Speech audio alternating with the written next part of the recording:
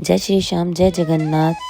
हमारे ब्लॉग में आपका स्वागत है। अभी समय है सुबह 5:30 बजे का समय है और हम सुबह फिर से दर्शन के लिए आ गए हैं पंडित जी द्वारा। आज फिर से हमने दर्शन किए और आज के दर्शन हमने सिंह द्वार से किए थे। फ्रेंड्स, मंदिर के 4 द्वार हैं और सबसे पहले सिंह द्वार जो मुख्य प्रवेश द्वार है। यहाँ से ही अधिकतर भक्त भगवान जगन्नाथ के दर्शन के लिए प्रवेश करते हैं। दूसरा पश्चिमी द्वार जिसे व्याघ्र द्वार भी कहते हैं, जो शक्ति और संरक्षण का प्रतीक माना जाता है। तीसरा उत्तर दिशा में स्थित हस्ती द्वार शांति और धैर्य बुद्धि का संकेत देता है। और चौथा द्वार है दक्षिण द्वार जिसे अश्व द्वार कहते हैं, जो ऊर्जा गति और जीवन के प्रभाव को दर्शाता है। तो इस तरीके से ये 4 द्वार हैं। सो फ्रेंड्स, आज के ब्लॉग में आप देखेंगे कि हमें पंडित जी जगन्नाथपुरी मंदिर का पूरा इतिहास बताएंगे, इससे महत्वपूर्ण बातें बताएंगे। तो प्लीज़ आपसे रिक्वेस्ट है, सारी जानकारी पंडित जी से हम लेंगे। तो प्लीज़ व्लॉग में बने रहिएगा, पूरा व्लॉग ज़रूर देखिएगा।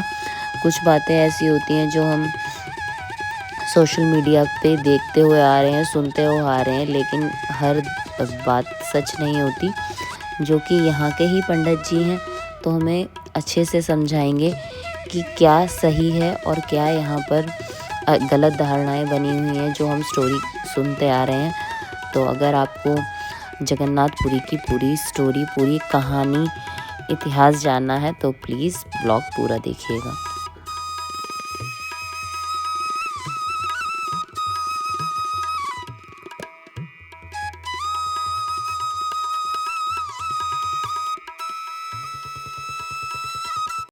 हमने मंदिर के अंदर अच्छी तरीके से दर्शन करे हैं और ये हमारे पंडित जी हैं, इनकी मदद से ही हमारे दर्शन हो पाए हैं। और लो पंडित जी से मिलिए और ये आपको बताएंगे मंदिर के बारे में पूरा की पूरी हिस्ट्री। कृष्ण भगवान का द्वारकाधीश। वो है द्वारकाधीश। और सबसे आखिरी वाला जो कलयुग है, कलयुग का धाम होता है जगन्नाथ धाम। मैं बताई तुम्हें गलती बोली। ठीक है। तो यहाँ पर भगवान जी की उत्पत्ति कैसे हुई? ठीक है। जो महाभारत के जो महानायक थे, श्री कृष्ण भगवान थे, तो जो महाभारत का युद्ध खत्म हो जाता है, इसके बाद भगवान आकर एक लता के ऊपर विश्राम कर रहे हैं। ठीक है। इसी समय क्या होता है, जो सबर होता है ना, जो आदिवासी लोग होता है, कबीला होता है, वो कबीला का एक आदमी है, शिकार पर चलता है। शिकार पर चलते चलते वो भगवान के पांव दूर से उसको हिरण के कान जैसा नजर आता है। ठीक है। तो वो क्या करता है, कान समझकर अपना तीर छोड़ देता है। वो जो तीर चला देता है जाकर भगवान के पांव में लगता है। हाँ। तो जो वो सबर था, उसका नाम था जारा सबर। वो सबर था पिछले जन्म में, जो त्रेता युग है, वो बाली होता है। ठीक है। जो बाली सुग्रीव 2 भाई थे ना, वो बाली होता है।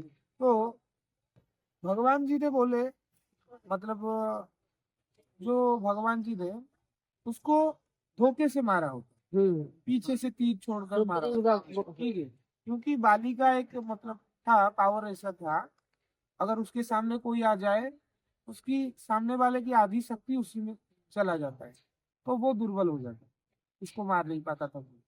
तो भगवान जी ने उसको पीछे से धोखे से मारा। तो वो बोले, तो उसको मार दिया। वो भगवान जी को बोले, मेरा तो आपसे पर्सनली कोई दुश्मन था नहीं ना, जो भी मेरा झगड़ा वगैरह था वो मेरा भाई के साथ था, आपके साथ तो मेरा कोई द्वेष नहीं था ना, तो फिर आपने मुझे ऐसे क्यों मारा? तो भगवान जी बोले, जो होना था हो गया, मेरा तो वो मित्र है, मित्र का शत्रु मेरा शत्रु। ठीक है। तो मैंने मार दिया, चलो जो हो गया हो गया। अभी तुम क्या चाहते हो वो बताओ ना प्रभु, इस जन्म में आपने मुझे जैसे मारा, अगले जन्म में मैं आपको मार सकूं, ये वरदान है। ठीक है। तो भगवान जी बोले तथास्तु। तो वो द्वापर युग में जारा सबर के नाम पर जन्म लेता है और वो भगवान का अंत का कारण बने। ठीक है। और आपको एक पता होगा, मतलब जो बोलते हैं, कहावत में है कि जो ब्राह्मण का अभिशाप से यदुवंश नाश हो गया। ठीक है। तो क्या होता है, मतलब एक ऋषि होते हैं, उनको एक वो यदुवंशी के भी राजकुमार वगैरह होते हैं ना, वो उनको छेड़छाड़ करते हैं और बोलते हैं, एक मतलब जो अपना पेट बनाकर, जो लड़के लोग होते हैं अपना पेट में कुछ डालकर इसमें, माँ के रूप हाँ, में हाँ, चले गए। वो बोले कि इसमें इसका पेट में क्या है, लड़का है कि लड़की है, किसी को छेड़ने लगे मजाक करा। बताओ क्या है ना, इसका पेट में जो भी है, हाँ। किसी ने बोला फिर गुस्सा होकर, हाँ। इसका पेट में जो भी है हाँ। वही तुम्हारा यदुवंश का नाश करे, ठीक है। तो उसका पेट में एक जो लोहा का मतलब शिला होता है, ठीक है। तो फिर बाद में जो ऋषि ये वो ब्राह्मण होते हैं ना, वो श्राप दे देते हैं।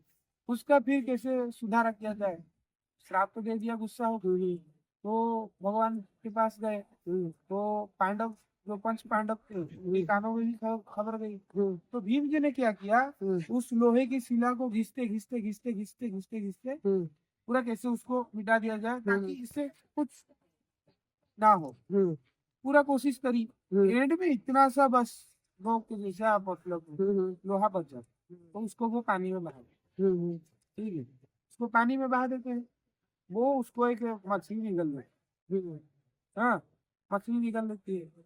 तो जो मछली को जो जाल लगा कर ले आते हैं, जो मछुआरा होता है जाल लगा कर ले आता है, उसके बाद वो उसका पेट में वो नोक रहे, ठीक है, तीर का नोक जैसा घिसा हुआ हिस्सा। इतना सा रहता है। फिर वो आके लगता है जारा के यहाँ, हाँ, उसी से वो तीर बनाता है, वो परिवार का गुजारा करता है शिकार करके। तो उसी तीर को भगवान का मृत्यु का कारण बनता है, ठीक है। भगवान तो मरते नहीं है, लेकिन जो शरीर है, मरते पर अगर कोई भगवान भी शरीर लेकर पैदा होते हैं तो उनकी अंतिम, उन्हें मरना ही होता है। अंत है सब, भगवान का भी अंत है। तो शरीर तो नश्वर है ना, सुनिए। तो उससे क्या हुआ, भगवान का जो शरीर है उसका अंत हो गया। वो खबर बाद में जब पांडवों के पास जब खबर गई, तो भगवान के अंतिम संस्कार के लिए आए सब। अंतिम संस्कार जब कर दिया, उसके बाद क्या हुआ, भगवान का पूरा शरीर जो है जल गया, लेकिन जो हृदय है वो जला गया, ठीक है। तो फिर पांडव लोग सोचे इसका क्या करें, तो उसको समंदर में बहा दिया। समंदर में लोग बहते बहते आके यहाँ पर लगा। और ये उड़ीसा का पूरी जो है ना, ये यहाँ पर पहले सभ्यता नहीं बसा, यहाँ पर सभ्यता नहीं बसा, कोई नहीं रहता था। ये अच्छा। यहाँ पर आदिवासी लोगों का कबीला हुआ हाँ, करता था, हाँ। ठीक है। आदिवासी लोगों का कबीला हुआ करता था।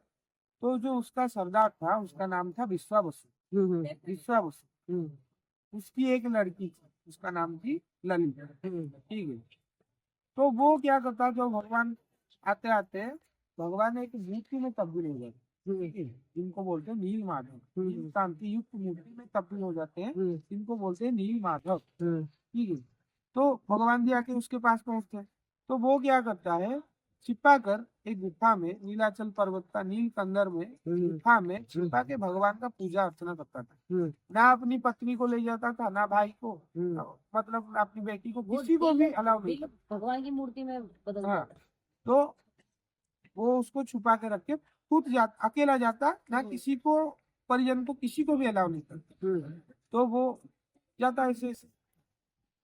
तो एक दिन भगवान जी को मन में दुख हुआ कि मैं तो सर्वजन परिवार में, मैं जगत का नाथ हूँ, लेकिन ये स्वार्थी हो गया है, मुझे छुपा के रखता है, अकेला आता है, ना किसी को आने देता है। हाँ, भगवान जी को मन में दुख हुआ। तो यहाँ से थोड़ा दूर था एक अवंती राज्य था, उसके जो राजा थे उनका नाम था इंद्रद्युम्न महाराज, ठीक है। इंद्रद्युम्न महाराज के पास जब ये खबर गई, मतलब इंद्रद्युम्न महाराज सो रहे होते हैं, उनको सपने में भगवान जी आके बोलते हैं, मुझे एक जगह पर कैद करके रखा गया है, मुझे यहाँ से छुड़ा लो और एक मेरा भव्य मंदिर बनाकर स्थापना करो, ताकि सब जितने भी मेरे भक्त दर्शन कर सके, ठीक है। तो भगवान जी ने सपना दे दिया, लेकिन किस दिशा में है, उतने में उनका नींद टूट जाता है, किस दिशा में है भगवान ये बता नहीं पाते हैं, ठीक है। तो वो क्या करते हैं, 4 दिशाओं में अपने 4 जो अनुयायी होते हैं उनको भेजते हैं, ठीक है। जो पूरब दिशा में आए होते हैं उनका नाम होता है विद्यापति, वो जात से ब्राह्मण होते हैं, उनका नाम होता है विद्यापति।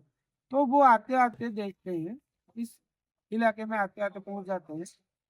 आते आते उनको देखते हैं, जो सबर राजा विश्वामित्र होता है, उसकी जो लड़की होती है उसका नाम होता है ललिता, वो तालाब में नहाते समय डूब जाती, तो वो उसको बचाने चले जाते हैं, उसको बचा कर ले आते भी। तो ये खबर जाके राजा के कान में पहुंचता है। उनका कबीले का एक नियम था, अगर कोई कुंवारी लड़की को कोई पुरुष छू ले तो उससे जबरन शादी करनी पड़े। ठीक है, लेकिन ये नाराज हो गए। हाँ, ये तो पहले शादीशुदा थे और ऊपर से जात से ब्राह्मण थे, तो ये मना कर दिया। क्योंकि हमारे हिंदू धर्म में मान्यता है ना, एक पत्नी से ही जीवन गुजारा जाता है। तो ये इनकार कर दिए। तो राजा जी बोले नहीं, तुमको शादी करनी पड़ेगी वरना तुम्हारा सर काट दिया। उनको ऐसा बोल के कारागार में डाल दिया। कारागार में जब डाल दिया, वो थोड़े दिन के बाद उनको कान में खबर जाती है कि राजा जी ऐसे छिपा कर भगवान जी की मूर्ति रखते हैं, पूजा करते हैं, किसी को और जाने की अनुमति नहीं देते हैं। तो ऐसा ऐसा करके चलता है।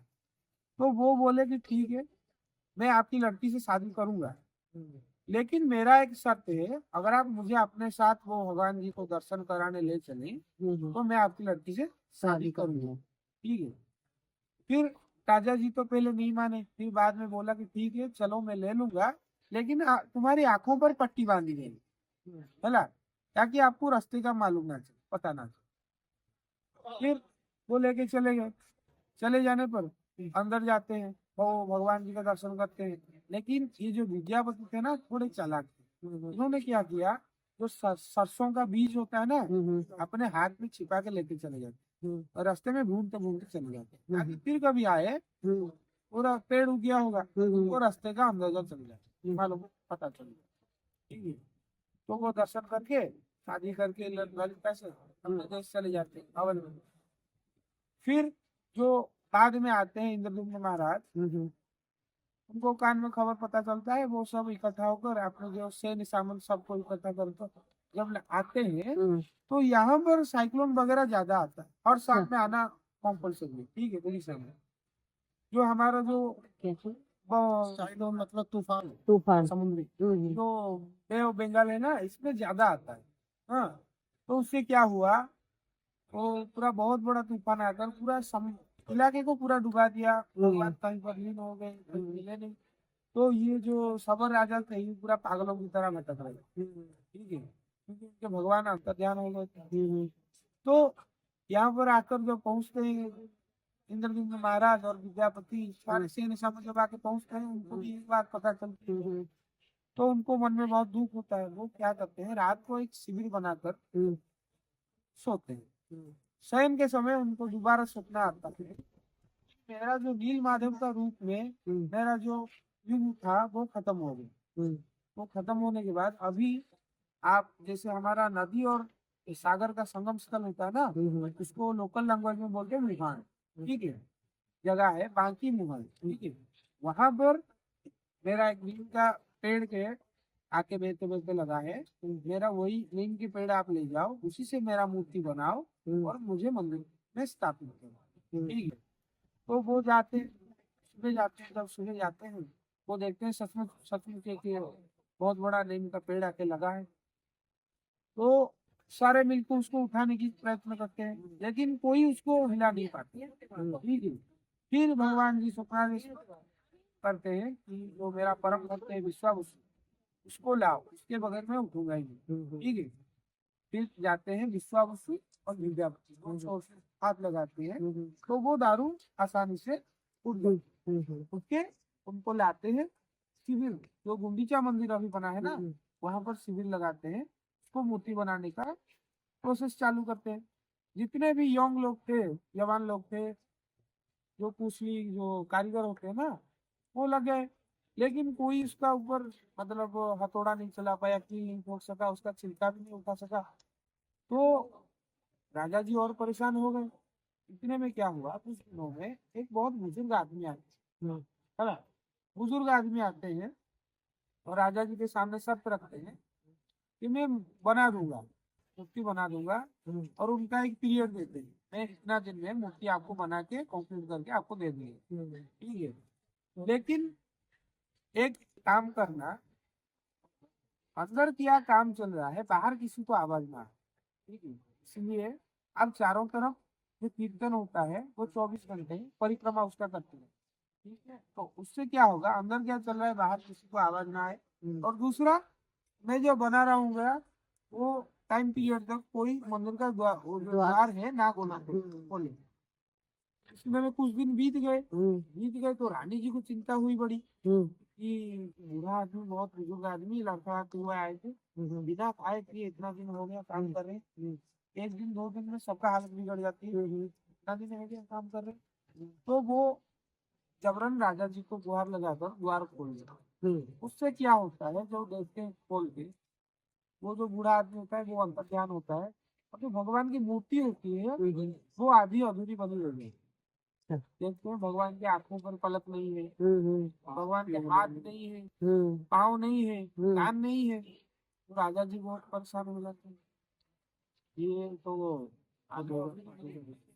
तो भगवान जी बोलते हैं मैं ऐसा ही पूजा जाऊंगा, मेरा मूर्ति जो है वो कोई दूसरा और पूरा नहीं कर सकता, मैं कलयुग में ऐसा ही पूजा। ठीक है, इसीलिए उनके हाथ नहीं है, हाँ। पैर नहीं है। तभी भगवान बोलते हैं कि बिनु पद चल सुनाई बिनु काना, बिनु हस्त कर्म कर विधि नाना। अच्छा। ठीक है, भगवान जी का पाँव नहीं है लेकिन वो चल के जाते हैं। ठीक है, हाथ नहीं है लेकिन वो जब के सारे कर्म करते हैं। और बिना कान होते हुए भी सबकी गुहार सुनते हैं, दुख सुविधा सब सुनते हैं भगवान। ठीक है, तो भगवान जी की जो मूर्ति है तब से ऐसे ही पूजी है। और ये जो मंदिर हुआ बाद में, तो ये जो मंदिर बनना खत्म हो गया, उसके बाद सब लोग मिलके भगवान जी को इधर लाने की प्रयत्न करते हैं और लाल भी करते हैं। तो उतने में भगवान जी जो वो स्थापित हो जाते हैं, वो हमारे जो राजा जी होते हैं उनको बोलते हैं क्या वर मांगना है मांग। ठीक है, मेरा जो इच्छा था वो तुमने पूरा कर दिया, अब तुम्हें क्या चाहिए तुम बताओ। तो इतने में राजा जी बोले कि मेरा वंश जो है वो नाश हो गया। ठीक है, मतलब मेरा बाद में मेरा बेटा ना हो, ठीक है, उससे मेरा वंश जो है यहीं पर स्टॉप एंड हो जाए, कोई ना रहे, कोई नहीं रहे। तो भगवान जी बोले ऐसा क्यों, मतलब तुम मतलब वर के नाम पर श्राप श्राप मांग रहे हो, हाँ श्राप मांग रहे हो, ऐसा क्यों बोले ना। राजा जी बोलते हैं अगर कोई मेरा वंशज रहेगा वो ये कीर्ति कला देखेगा, उसका मन में घमंड आएगा, ये मेरे दादाजी ने बनाया, परदादाजी ने बनाया, मेरे पिताजी ने बनाया, तो उससे क्या होगा, मैंने जो धर्म अर्जित हुए हैं वो सारे नष्ट हो जाएंगे। ठीक है, इसीलिए मैं चाहता हूँ कि मेरा वंश में कोई ना रहे। ठीक है, और आप रथ यात्रा के सामने आएंगे, देखेंगे राजा जी जो है वो मतलब जो सबसे नीचे वाला जो हमारी जो जाति प्रथा है ना, सबसे आखिरी वाला जो है वो झाड़ू लगाते हैं ना, माली वाली जो होते हैं, हाँ पानी का छिड़काव करते हैं पहले, फिर झाड़ू, हाँ तो वो सफाई करते हैं। ठीक है, वो उसका काम, वो शूद्र का काम करते हैं। ठीक है, क्योंकि भगवान के सामने उनका समर्पण भाव है। ठीक है, कुछ लोग समझ नहीं पाते कि राजा होके आके झाड़ू लगा रहा है। ठीक है, भगवान जी के पास उनका समर्पण भाव है। ठीक है, और आप जिधर भी जाएंगे भाई, पूरे भारतवर्ष में जितने भी राजाओं ने जितने भी राज जय किया है, जीता है, दूसरों को पराजित किया है, वो सोना चांदी जगरा जितना भी लाते हैं वो अपने खुद की अय्याशी में लगाते हैं। लेकिन जो हमारे राजा जी दक्षिणा मतलब जो साउथ के जितने भी जीते थे, पहले ये जो कलिंग साम्राज्य था, उड़ीसा था, इसका नाम पहले था कलिंग। हाँ, ये बहुत मतलब समृद्धशाली देश था। ठीक है, और यहाँ के जो योद्धा थे, जो सैनिक थे, वो सबसे मतलब सशक्त थे। ठीक है, आपने सुना होगा जो चंद्रगुप्त के समय हो, जिसका भी समय हो, जी, सबको सबको हरा देते हैं, लेकिन जो कलिंग होता है, वो कलिंग डायनेस्टी, उसको हरा नहीं पाए। ठीक है, तो ये पहले बहुत सशक्त था।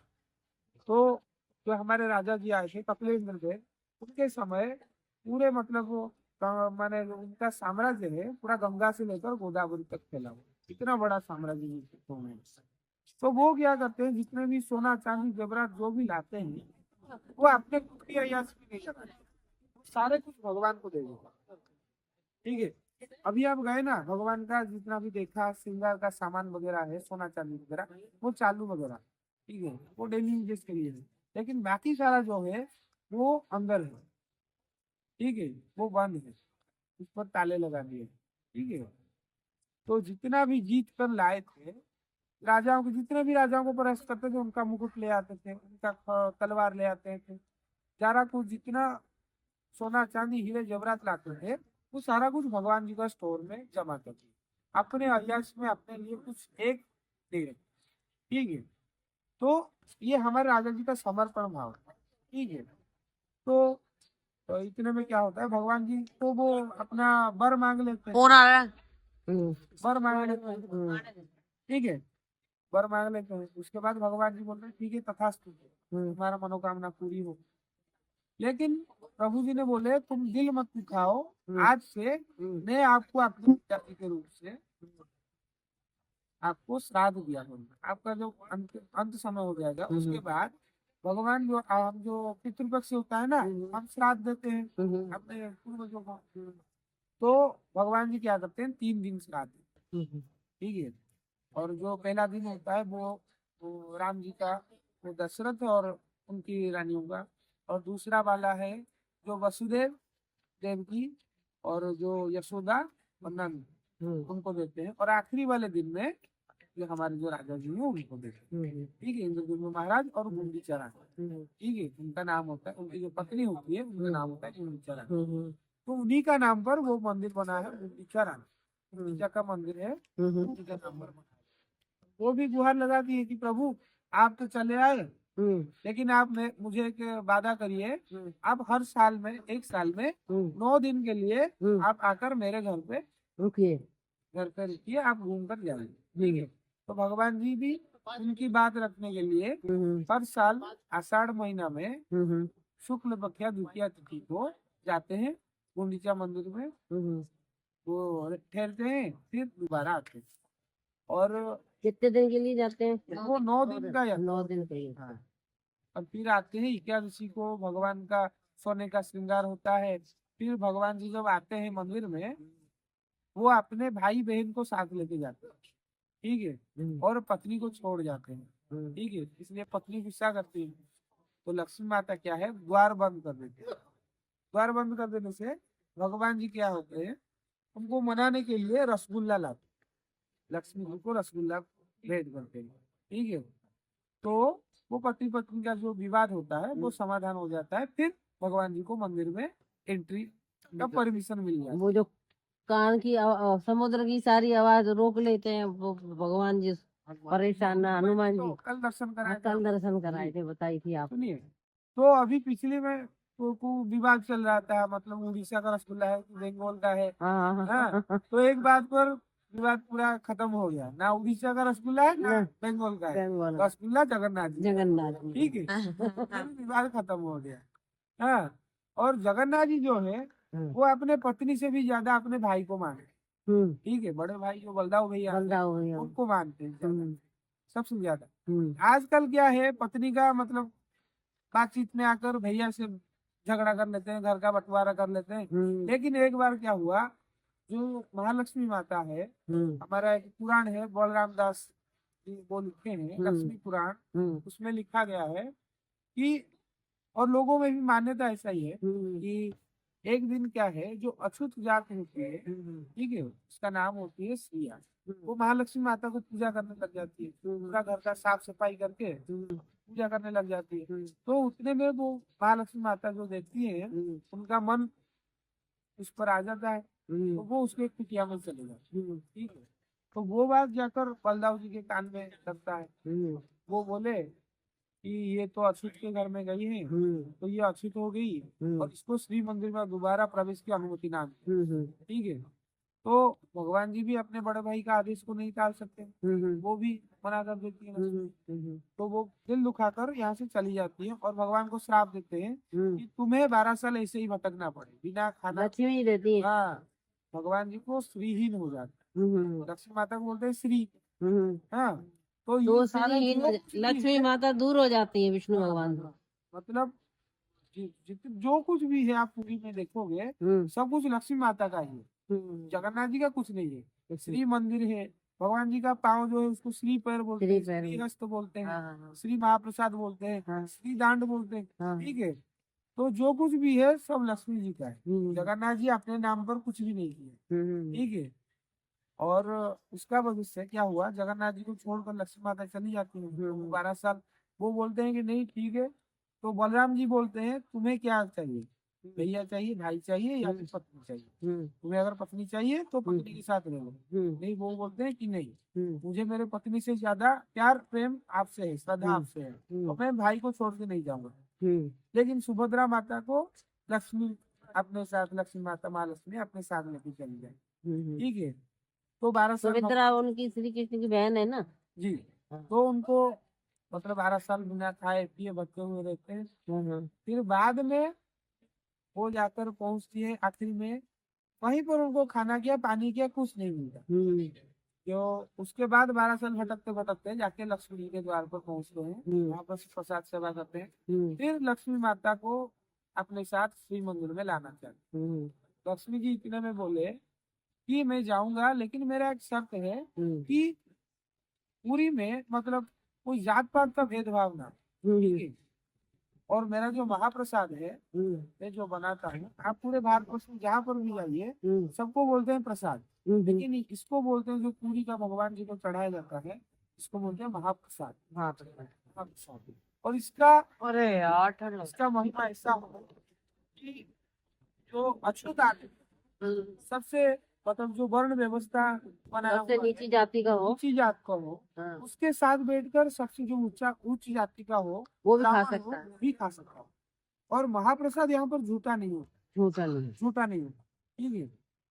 तो भगवान जी बोले ठीक है, हाँ। आप जैसे चाहती हो वैसा ही होगा। फिर दोबारा उनको मनाकर अपने साथ श्री लक्ष्मी जी को ले आते। अच्छा। और तब से ऐसा ही चलता आ रहा है। हाँ। महाप्रसाद कभी झूठा नहीं हो।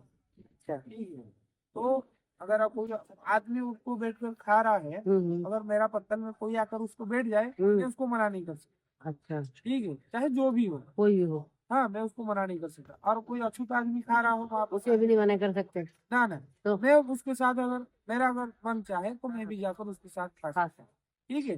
तो यहाँ पर ऐसा बोलते हैं कि कलकत्ता में रात नहीं होता है तो उसमें जात पात। ठीक है, यहाँ पर जात पात का कुछ भेदभाव नहीं। भेदभाव नहीं। शादिया का मेरा वंश खत्म हो जाए राजा में, अब जो राजा जो सेवा करता है ये फिर क्या ये दूसरे वंश के।